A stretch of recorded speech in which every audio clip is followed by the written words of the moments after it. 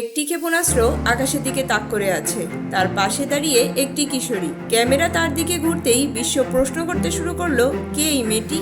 আর সে কি একদিন বিশ্বের সবচেয়ে গোপন রাষ্ট্রের ক্ষমতা হাতে নেবে? 13 বছর বয়সী মেয়েটি আর কেউ নয়, উত্তর কোরিয়ার সবথেকে ক্ষমতাবান নেতা কিম জং উনের মেয়ে কিম জুয়ে। এই কঠোর গোপনীয় শাসন ব্যবস্থার ভেতরেও ধীরে ধীরে সামনে আসছে এই নতুন মুখ।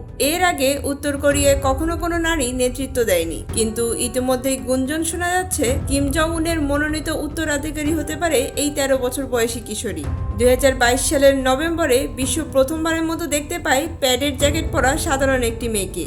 দেখতে একদম সাধারণ হলেও এটি ছিল অসাধারণ এক উপস্থিতি, কারণ সেই মুহূর্ত থেকেই সে শুধু একটি শিশু ছিল না, সে হয়ে উঠেছিল একটি প্রতীক, একটি বার্তা এবং একটি সম্ভাব্য ভবিষ্যৎ। প্রশ্ন এখনো রয়েই গেছে, এটা কি শুধু প্রচারণা নাকি সত্যি এক নতুন নেতার প্রস্তুতি? সব থেকে অবাক করা বিষয় হলো তার অস্তিত্ব প্রথম প্রকাশ করে একজন বিদেশি NBA কিংবদন্তি ডেনিস রোডম্যান। তিনি দাবি করেন তিনি এই শিশুটিকে কোলেও নিয়েছিলেন।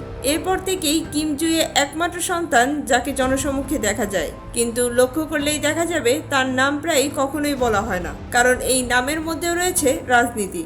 বর্তমানে প্রায়শই কিম জুয়েকে দেখা যায় বিভিন্ন কুচকাওয়াজ, মিসাইল পরীক্ষা, সামরিক মহড়া, এমনকি পারমাণবিক অস্ত্রের পাশেও। সামরিক কর্মকর্তারা তাকে সম্মান জানায়, একজন শিশুকে, কিন্তু কেন? বিশ্লেষকদের মতে এটি ক্ষমতা টিকিয়ে রাখার একটি বার্তা।